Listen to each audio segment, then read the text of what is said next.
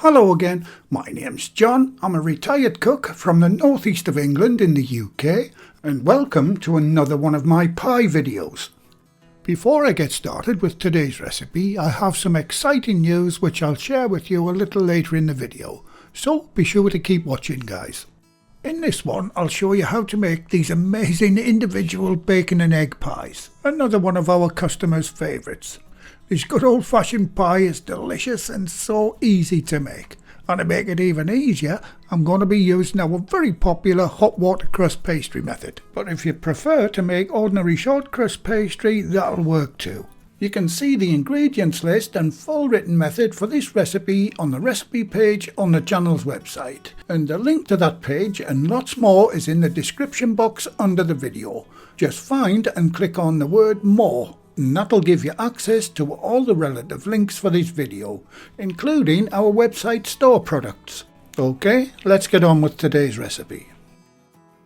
I'll start the recipe by making the hot water crust pastry. Carefully measure out your water and get it onto a medium heat. For the fat in this recipe, I'll be using butter and lard, but you can also use a solid vegetable fat like this one if you prefer. Like I said, I'm using a combination of butter and lard. Now let those heat up until the fats have completely melted. The flour in this recipe needs to be plain or all-purpose flour. Now add the salt and mix it in. Using your bowl scraper, form a well in the middle of the flour. As soon as it's melted, add the hot liquid to the flour. Just pour it straight in. Now, using my trusty wooden spoon handle, I'll roughly mix the pastry together. And for those unfamiliar who are thinking, why is this guy using the wrong end of the spoon? The handle works much better than the spoon end. It simply cuts through heavy pastry and dough with much less effort. Now swap back to your bowl scraper and scrape down the sides of the bowl, picking up any loose flour as you go. Once it's reasonably mixed, tip the pastry out onto the bench and gently knead it by hand for a few seconds, just to make sure there are no more dry spots of flour. It should be cool enough to handle by now, but always check first. Once you're happy that it's well blended, form the pastry into a rectangle as shown. Using your bench scraper this time, cut the pastry into 4 pieces. They don't have to be exact, but eyeball them as close as you can. Now flatten and wrap each piece in cling film. And yes, I do use biodegradable cling film these days. This just helps them cool down a lot quicker in the fridge.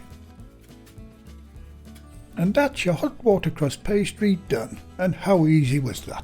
Once wrapped, get them into the fridge for at least 30 minutes before using it. On to the filling for these pies. And this is the lean back bacon that I'm using for this recipe. And all I've done is trim off most of the fat and cut it into small strips. And that's it for the bacon. Onto the eggs. You'll need approximately 4 or 5 large eggs, depending on what size of pie you're making. But more of that a little later. Crack the eggs into a jug that has a good pouring spout. For the seasoning, I'm just using a little salt and black pepper. Be careful how much salt you use because, as you know, bacon is salty too. The final ingredient is a couple of tablespoons of double or heavy cream. The natural fats in the cream will keep the eggs nice and moist as they're baking. Now give that a good whisk until you have a nice smooth mixture. And that's it for the filling. Now set those aside for now. On to rolling the pastry out. Get your pastry from the fridge and manipulate it with your hands for a few seconds. The heat from your hands will soften it up, making it easier for you to roll out. Dust your bench with a little flour. Now dust the top of the pastry too.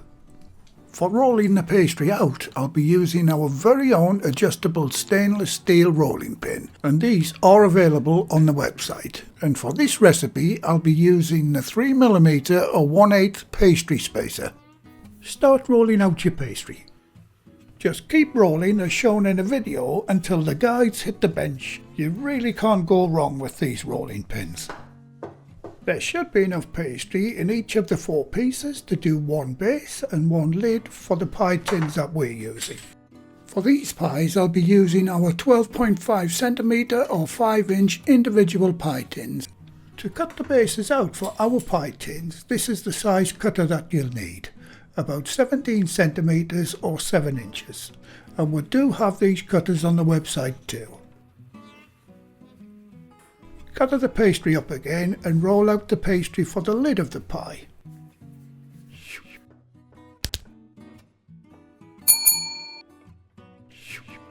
And this is the cutter size you'll need for the lids, approximately 14cm, around 6 inches. And there you go, that's the base and the lid out of one of the 4 pieces of pastry. And a few minutes later is all 4 of each done. Okay, if you're interested, we have a fantastic pie making bundle deal on the website for everything you need to make these pies. They include 4 pie tins, the adjustable stainless steel rolling pin, and a complete set of these extra large 19-piece stainless steel pastry cutters. And like I say, we have a fantastic deal on this bundle. Just check out the pie making bundle link in the description box under the video. Time to put these beautiful pies together. First job is to make the egg wash. Crack a large egg into a container, add a dash of milk and whisk vigorously until it runs off the whisk as a loose liquid.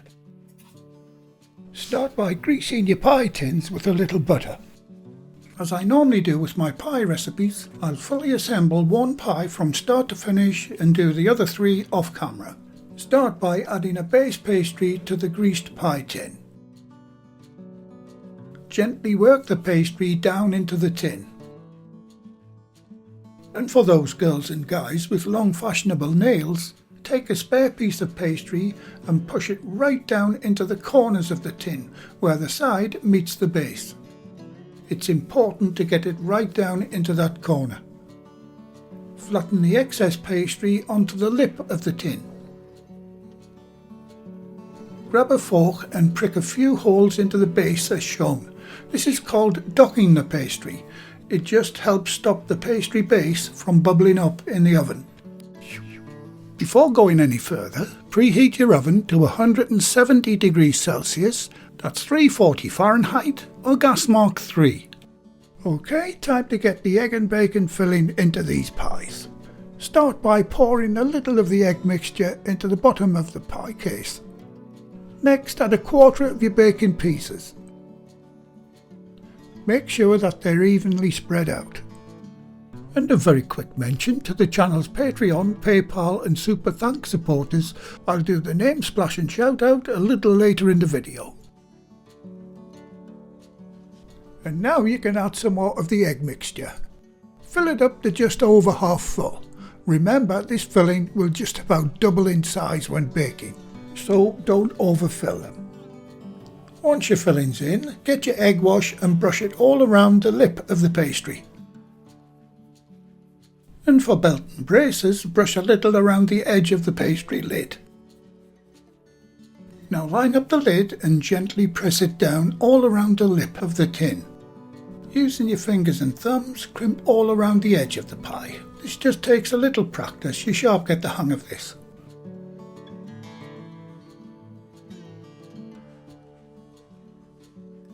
Right, using a dull knife, cut away the excess pastry.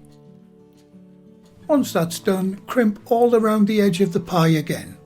This tidies up the pie, but more importantly ensures a good seal when baking. Cut 2 or 3 vent slits in the middle of the pastry. Now brush egg wash all over the lid of the pie, once again being careful not to get any between the pastry and the tin. And there you go. One beautiful looking pie all done and ready to bake. And here's all 4 completed and ready to go into the oven. FYI, you can freeze at this stage for future use. Simply defrost in your fridge for 24 hours and then bake as normal. Right, into the oven and set your timer for 50 minutes. Right, onto the exciting news I was talking about at the beginning of the video. And it's the new recipe book that I've been working on for the past year. And it's the 5th in my series of books. It should be available in about 3 weeks from now. It'll have no less than 12 new bread recipes, most of the air fryer recipes that I've covered on the channel, and lots more pie, cake and dessert ideas. So I hope you're all looking forward to that. And if you haven't already, check out my other 4 books on the website. And thanks again for all your kind support, everyone. It truly means the world to me. Okay, time's up on these wonderful pies, and let's see how we did. And they're looking amazing. A fantastic glossy golden brown colour, and they have an absolutely delicious aroma. And I hope you can see how much they've expanded in the oven. That's why it's important not to overfill them. But unfortunately they will sink back to normal size as they cool. I'll let them sit on the rack for a few minutes, and when I come back I'll let you see what they're like on the inside. Right, it's been about 20 minutes. Let's cut one open and see what they're like on the inside. And they're looking amazing. And as you can see, they've gone back to the normal size. This beautiful old pie recipe goes back donkey's years. I remember my nana making these way back in the 1950s. And it's about time they made a comeback, because they really are absolutely delicious and unbelievably easy to make. Definitely a big thumbs up for this wonderful old pie recipe. And as mentioned earlier in the video, here is the latest list of my Patreon, PayPal and Super Thank You button supporters. And they are Will Valenza, Kay Skull, Paul Dancy, Mark, Doug Hoffman, Elizabeth H, Jan Hunter, Jackie Peluso, Jens K3250, RBSB Brothers, Lavinia Rawlinson, David Geek 4701, Michael Woodward 1812 and Mickey Billy. Thanks very much guys, I really do appreciate all that you do in supporting the channel. Well, thank you again for watching. Please like, share, comment and subscribe by hitting the circle above. If you do subscribe, activate the bell icon next to the subscribe button on my channel page. And by doing that, you'll be automatically notified every time I upload a new video. And in the meantime, here's a few of my other videos and playlists that you may want to watch. So until the next time, be safe in your kitchen and bye for now.